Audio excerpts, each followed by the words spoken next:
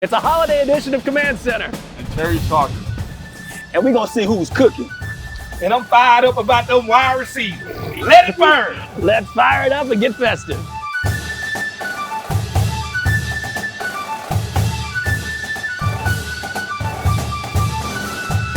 Welcome to the barbecue. Logan, Tana, Smoot. Before we get started, it's summertime. Everybody's cooking out. What's the primary food? What's the go-to food for the cookout? Well, me, myself, is the hot dog, because don't forget this, Franklin D. Roosevelt gave the Queen and the King of England hot dogs when they visited America. That's why? It's because the King and Queen of England makes hot dogs? Yeah. Come on, man. I'm more of the sausage guy. I like the sausage sandwich or the burgers. You know, I got to have those too. I mean, I really love anything on the grill. Steak, ribs, burgers, hot dogs, I'm in. If it's on the grill, I'm in. So, count me in. Everything sounds great. Yeah. Hey, if it's cookout time, it's summertime, that means players are holding summer camps. Time now for your mission debrief presented by FedEx, where Now Meets Next. Tana Scary Terry had his camp right here in D.C. One of the things that's special about us players having our camps and being able to touch the kids is just showing them who they're watching every Sunday. You know what I mean? I'm pretty sure Terry's one of those guys that they've been seeing week in and week out, and to have those kids present and show them what it takes to be you is always special, man. Smoot B-Rob went back to Alabama, so what an inspiration for those kids. Most definitely it's inspiration. What he's showing them is they too can make it to the NFL. They too can live their dream. Like, that's the one thing that I saw growing up myself from Steve McNair. Seeing, touching him, being around here, let me know I had a chance to be great also. Those Crimson Tide players going back to Alabama, Deron Payne, also went back. What are the kids learning from him? Yeah, I don't know what they're learning from him, but I mean, I think it's just so cool to have that experience, to have that exposure to an NFL player. Like, I remember when I was growing up and just not having that exposure, right? Being around greatness, I think is pretty cool. And so the fact these guys are putting these camps on is so special for these young kids. Fred's working the grill, maybe cooking up some dogs for the king and queen. I don't know. Fred, who is going to be cooking on this team this season? One, Antonio Gibson. All right. I think it's the year of AG, and I think it's going to happen because of the enemy. Yeah. I think it's going to happen because the spacing that he's going to create and the passes that he's going to catch. Big year for Antonio Gibson. I could probably speak of any one of these guys, but I'm going to pick one from the receiver core, and I'm going to say Curtis Samuel. I think another thing about EB's offense is going to, bring something new to what he can do for this team offensively. I think last year we saw little, specks here and there where he can line up in the backfield and be lethal outside. But I think this year in EB's offense, he's going to be that special piece. And Fred, I'm surprised at you, man, going offense, man. You're forgetting all about your defensive guys. I'm going to say Montez Sweat, man, that dog. I got to give him some love because you never give him any love. You're all about Emmanuel Forbes. I get it. Montez Sweat, man, he led the team last year in hurries. He's poised for a big year. Chase coming back. He's rushing well with that 3 technique. John Allen Payne. I'm so excited for what he's going to do. He is on fire. He's going to be cooking this year. One guy who is always cooking no matter what, of course, is Scary Terry McLaurin. Signed that contract extension with the team last offseason, heading into training camp. So we're all thrilled to see him back in the district getting it done.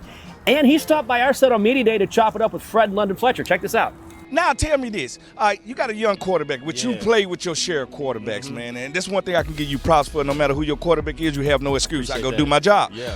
With Sam Howell, what do you see from the youngster? Because I've been telling London, he reminds me a little bit of Kurt Warner, a little Tony Romo in there. The ball just leaves his hand, and he's not afraid to make any throw. He gives you a chance. Definitely. I think that's what you look for in a quarterback, especially so young, you know what I mean? I think he showed some great signs of growth against Dallas last year, and now for this whole season, we get to see what he does, you know what I mean? And I think he has a quiet command about him. I think he comes into the huddle, he knows what he's doing. He's super smart. He's picked up the system really well, and at the end of the day, he's going to give us a chance to make plays on the outside. If he sees one-on-one coverage with me, Jahan, Curtis, anyone, he's going to give us a chance to make plays, and that's what we love. That's all we can ask for. And man, his accuracy is something that really stands out. He knows how to hit those hole shots. He can really throw the ball away in man situations, really push the ball through zones, and he gives you a chance to catch the ball and run with it, which is really big for our yak yards. Yep, you're right about that. So you get Eric Bieniemy coming over as an offensive coordinator. Yeah.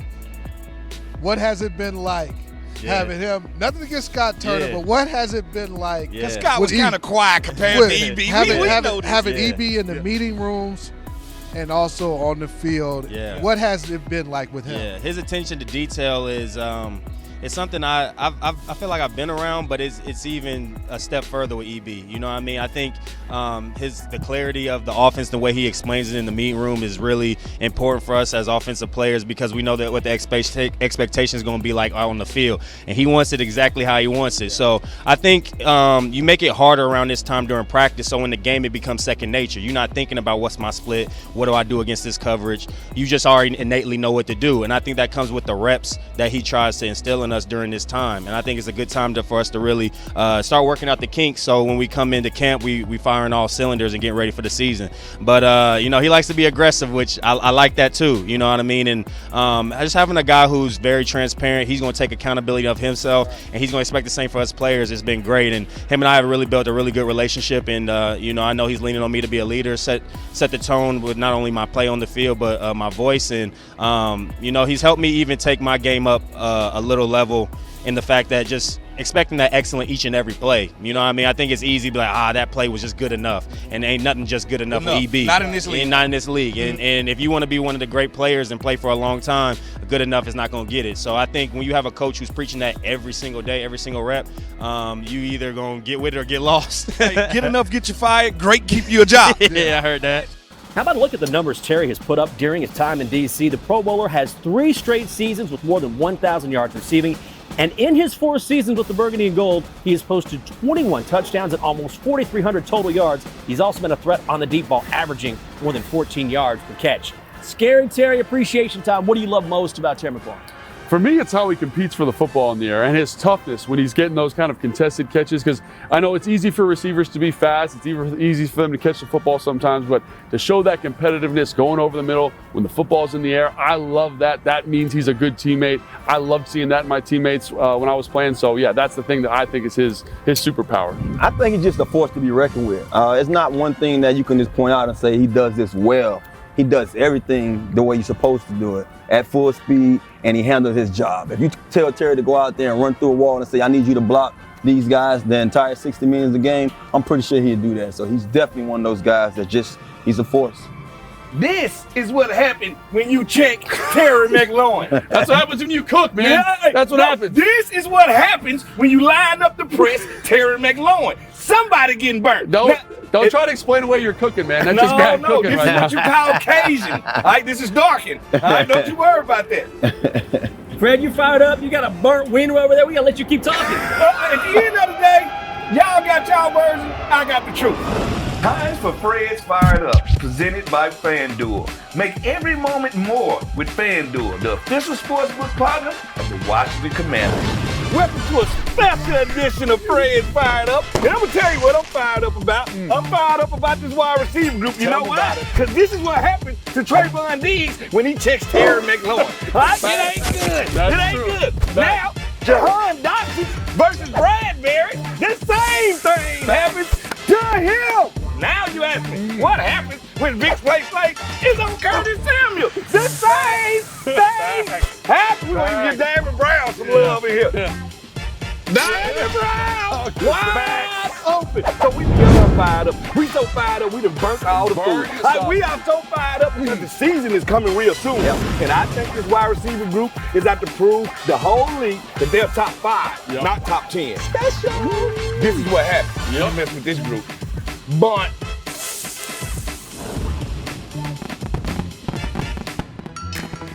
Fred's fired up, and we are fired up about all the content we have for you this week. It starts on Monday with a one-on-one player interview. Your podcast comes your way on Tuesday. On Wednesday, it's this show right here, Command Center. Tana's Takes on Thursday. Tana, what do we got? We're going to talk about who I modeled my game after. There's a couple of guys who resembled me when I was coming up, and I think I turned out to be just like them a little bit, probably a little better.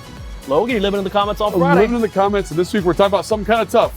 The difference between the Air Coryell and West Coast offense. Make sure you don't miss it. Well, those sound great. Speaking of great shows, FedEx Field is the place to be this summer for great shows. I'm talking about concerts. And man, listen to this. The summer concert series continues with Beyonce's Renaissance Tour. Queen Bee herself will be at FedEx Field on August 5th and 6th. Country singer Morgan Wallen will be here on September 2nd for a stop on his One Night at a Time tour. For more information, visit commanders.com/stadium. Time now for your Field Pass, brought to you by the Washington Times. You know how it is. It's summer, cookouts, music. So let's pretend each music festival is a position group. Which music festival are you going to? Well, I'm gonna start mine off with the wide receivers, and I'm gonna pick the Rolling Loud Music Festival. All right. And I'm gonna say Rolling Loud because these guys gonna be rolling for one, city to city, worldwide, and they gonna be coming loud. The numbers they're gonna be putting up in this office gonna be very loud. They ain't gonna have to say a word. So Rolling Loud would be the music festival Ooh, that's to nice. describe these guys. I like that. I'm gonna go with the defensive line, and I'm going to Coachella. You know why I'm gonna go to Coachella? Because this where the best accent. You know what? Coachella lasts for what, a month and a half last time I checked? All I know is this. If you want the best of the best, and you want the best experience for an outdoor concert and festival, it's only Coachella is the only option. Yeah, for me, I'm going the tight end group, so I'm going Woodstock. You're going to see how this group is. You saw innovative music at that time, right? Stuff that was completely different. I think you're going to see this group used in a way that we've never seen before. Can't wait to see it. Wow, You can't talk about the 4th of July without talking about fireworks. So you got to finish this sentence. It will be fireworks this season when Sam Howell gets his first start, man. I can't wait to watch the young Airwolf. I might have stolen Fred's, but I love stealing Fred's stuff. So You did. I mean, we probably all had the same thing. I think we're going to see fireworks when Sam Howell really shows everybody that he's the man for the job. I think that's the only way we're going to be special on offense, when he takes hold of what he has. That's the key to run things. We're going to see fireworks when Emmanuel Forbes gets his hand on the ball. We're going to see more than fireworks. We're going to see 6 going the other way. Left hand up. You heard me. it's also going to be fireworks when you show us what's on the ground before we go. oh my God, Oh, delicious. Tell him I sent you. That's it for the holiday edition for Smoot, Ted, and Logan. I'm Jinx. Enjoy your Independence Day. You don't want none of them.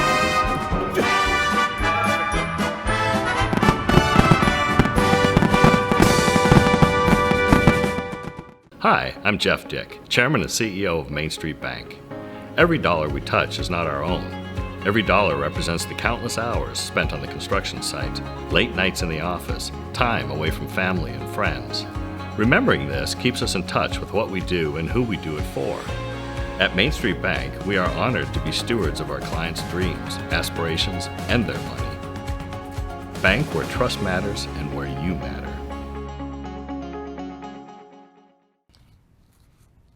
What are y'all guys still doing here? This is not a Marvel movie. We got no extra clips. But if you like what you're seeing, like and subscribe to the Commander's YouTube channel. We'll be right there, waiting on you.